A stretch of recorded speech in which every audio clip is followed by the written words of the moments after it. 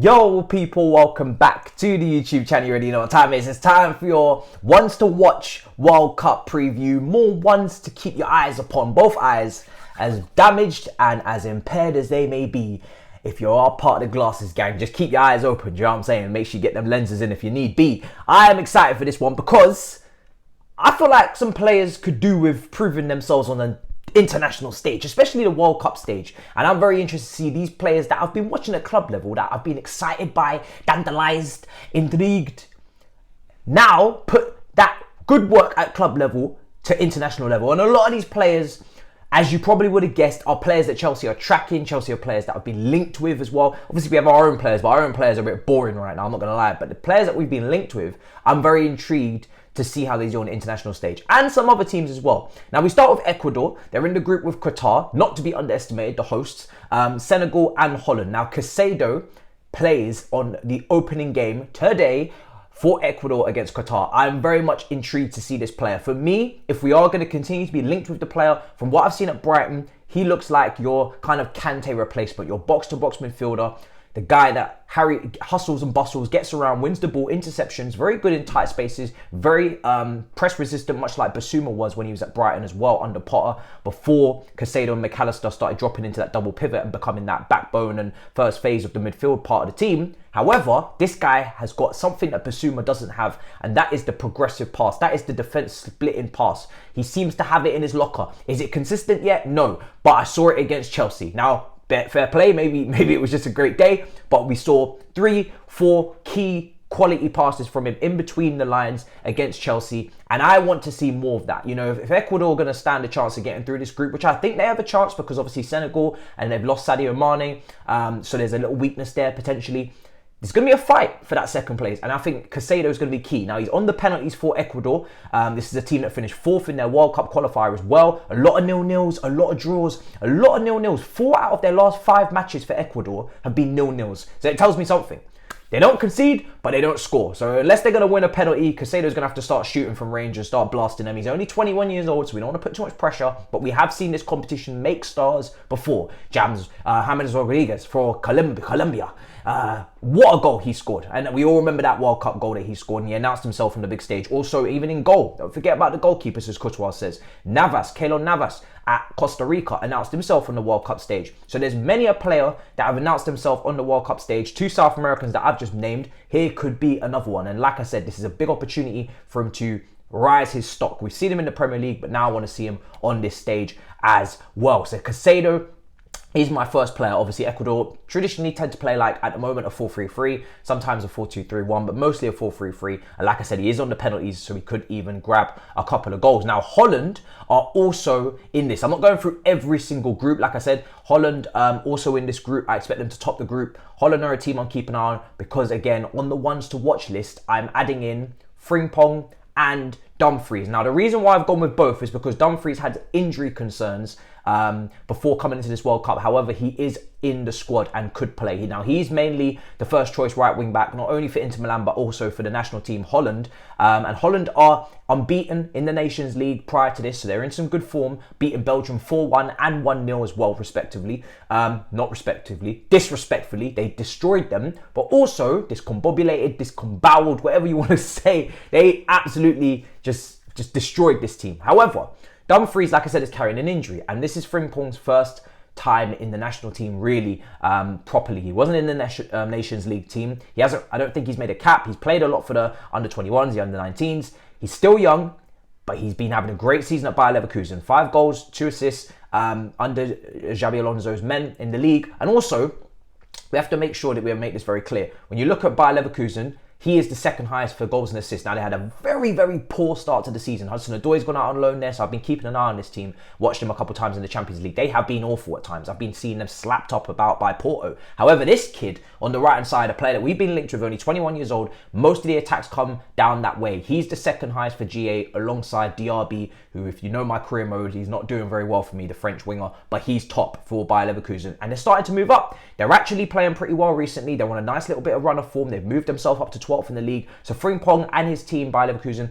in nice form before this World Cup. And because Dumfries has been out injured, before this, maybe Frimpong could get starts. Maybe he could get an opportunity to one to keep an eye on, one to watch. Like I said, he might start. But regardless of who starts, whether it's Dumfries or Frimpong, both of them have been linked with Chelsea. We know we need a right wing back. Dumfries is a completely different type of player. Frimpong's more of like your Ghanaian Dutch version of Tariq Lamptey, whereas obviously Lamptey is Ghanaian but English version. And obviously he's at the World Cup as well. We'll keep an eye on him. But he's very nippy, very quick across the ground, wins his ground duels, carries the ball very well, very, very attacking, very, very, bold in his play, and he wants to get goals, he wants to get assists, he wants to be involved in the final third. That's the type of player that Frimpong is. Like I said, he reminds me of a Tariq Lamptey. Tariq Lamptey, before the injury, when he used to come on for Brighton or start for Brighton, the whole crowd used to, the whole fan base and crowd of Brighton used to lose their minds when he used to come on. They were so excited, they were so intrigued to see the player come on, because he's one of these brave players that will take a man on. They're just exciting, young, nippy, like I said, right wing backs, and it's something that Chelsea need when Reece James are out. So,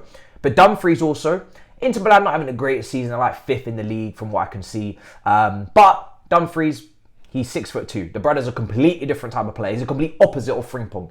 Very tall, 80 kg last time we weighed him at the gym. The man's a big guy. But he reminds me in a way of like a Marcos Alonso, in a good way, because you can kind of use him as an out ball. You can kind of, if you're taking a goal kick, say you want to start possession. We used to sometimes switch the play out to Marcos Alonso. He was guaranteed to win his aerial duels. He was guaranteed to be able to take that first touch or take it on his chest and start the possession or the build-up play from there. Dumfries can be used in a similar way, and on set pieces, he's a threat as well because of the height. So, another player to keep an eye on. Regardless of who starts, they're both linked with Chelsea. I think Frimpong is probably more likely because, of course, Bayer Leverkusen should be an easier team to take a player from than Inter Milan. But you never know. Like I said, both players for Holland, and Frimpong could play. And Dumfries, 2 goals and 1 assist in his last 4 starts for Holland as well. So he's been in good form. Like I said, Holland have been in good form, unbeaten in the Nations League. So I'm intrigued to see how those two pan out for Holland. Those are also on my ones to watch list. That's Group A. Now, Group B, England, Iran, USA, Wales. Listen, I'm not going to lie to you. Apart from, obviously, the Chelsea players, the Pulisic's and all these guys, the Reyes, Mackenzie's of USA. We're going to be keeping an eye on, obviously, the English players as well. They're no one on my ones to watch list. So let's move on.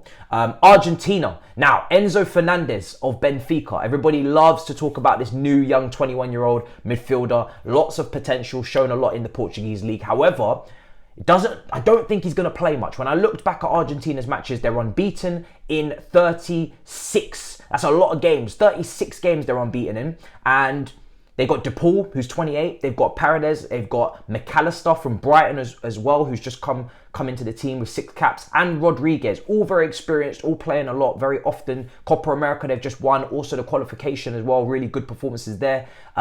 So, of course, I don't expect to see Enzo Fernandez, but hopefully we see glimpses of him, maybe off the bench. But De Paul is also on my one-to-watch list, even though not a Chelsea link. Enzo Fernandez is more of that link for the fan base. Because, listen, I know Atletico Madrid, I don't know how it's been going. I don't watch Atletico Madrid because of my eyes. I'm already blind. I don't want to ruin my vision any longer watching that Diego Simeone, awful ball. But De Paul, from what I saw in the Copa America, and then on top of that in the qualification round, he had some big games. He was one of those players that was willing to run through brick walls for Leo Messi, willing to die for the team, combative, just absolute shithouse, and willing to win that ball back, but also can play that pass over the top, can play that pass in between the lines, get that ball forward to your more attacking, creative players. So De Paul's going to be crucial. He is on my one-to-watch list because he's blocking that Enzo Fernandez opportunity. De Paul, listen, like I said, maybe a lot of players go to Atletico Madrid to die. We've seen it with João Felix. I'm not saying that De Paul's having a bad time there. He probably is doing decent because of that system.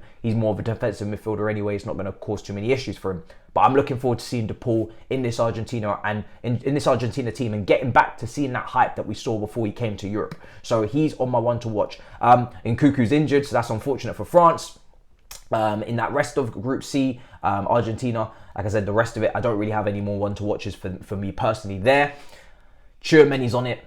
I don't need to go on a long speech, do I, about Tchouameni? He's one of my favourites, if not my favourite holding midfielder on the planet right now. He's the one I wanted. I can't wait to see him, mainly because there's no Kante, there's no Pogba, so that traditional double pivot that France operate, they don't have it. So it's Tchouameni who 100% is in there. Who goes alongside him? You will want to see Camavinga. It's probably going to be Rabiot because Deschamps is a D bastard. But, listen, Rabiot goes in there most likely. I'm not a big fan of Rabiot, but Tchouameni, I'm excited to see the responsibility that he's been given this season for Real Madrid. And now France, is big, and they need to respond because they're the awful Euros last time out, but they are the World Cup holders. So Tchouameni's on that list.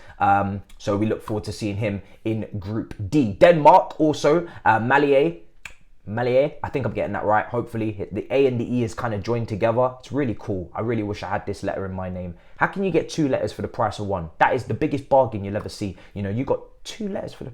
It's ridiculous. They're joined. It's mad. He's at Atalanta in Serie A. You know, they played some exquisite football not so long ago over the last couple of years. I haven't been watching Atalanta, so I can't speak too much on this player. All I know is that he has been playing left wing back for club and country, and I'm intrigued to see him because he can play both flanks.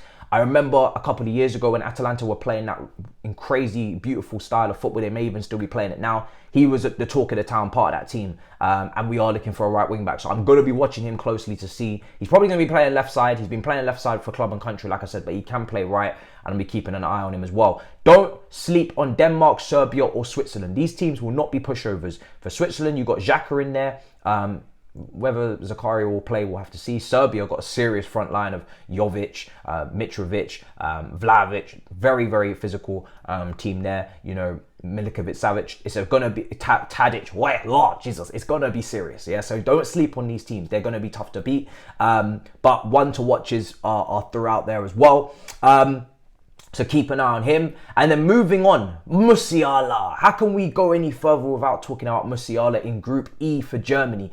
This is the Cobham King. This is the guy that we should be, you know, crying, you know, teary-eyed, you know, absolutely groveling for this guy's return. We're never going to get him back. I might have to go and get him on FIFA just to, you know, kind of lessen the wound, so to speak. But this guy, Musiala, he is the guy that can drop deep and collect the ball off the centre-backs, move into the 8 and then play the 10, get the goals, playmaker, whatever you want. This guy can do it. He's so technically assured, so complete, such a baller in every respect, so intelligent for his age as well, so intelligent. And he's part of that new Germany up-and-coming young team that are coming through. There's still some older guys in there like your Kimmiches, etc. But there's some young players, those Dortmund strikers, the duo there in the squad, 17 years old. He's been called up. There's a lot of young guys coming through. Musiala's on my one to watch list. This is a big tournament for him. He's already announced himself. Everybody already knows about him. He's in that golden boy talk with Pedri and Bellingham and Gavi. But this is the tournament now where Musiala is going to do some messy stuff.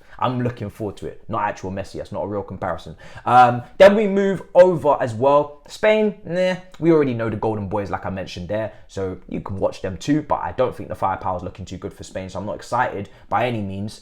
But also, let's talk about Belgium. Trossard, the guy that we've been linked with so much. He comes off the bench mainly for Belgium. You don't really see him starting. He usually comes off the bench for the Eden Hazard. Now, he's obviously got to be on the list, right? Eden Hazard, will he be able to reclaim his fame? Will he be able to reclaim his level in this World Cup? His probably final World Cup, the way injuries are going. But it's an opportunity for him to re-announce himself, you know, on the stage and say, listen, don't go anywhere, you know what I'm saying? So I'm looking forward to seeing Hazard and Trossard. Trossard will probably come off the bench, but he is linked with us a lot, and he's got 2 goals in just the 1 start as well for Belgium. I think those goals actually came from off the bench. But yeah, Trossard, he gets goals. He's having a great season at Brighton. I've named a lot of Brighton players because that's who we're linked with, a lot of Brighton players at the moment. But Belgium, you know, I've got them in sweepstakes. I'm not really thinking that they're going to do too much from a defensive standpoint. It's quite a lot of aging, you know, over-the-hill defenders. But the attack could still do something. De Bruyne will be key. But I'm interested to see Trossard and Hazard. They're on my one-to-watches as well. Now, also in this group, in Group F, is also Croatia's Galvadal, the defender from RB Leipzig. He has to be on my one-to-watch. You know, we've been linked with him continuously. We put in last-minute bids. We tried to bring him in for big money. He could be the guy to come in and start ahead of the developing Levi Colwill if he was to be recalled back from Brighton in the summer.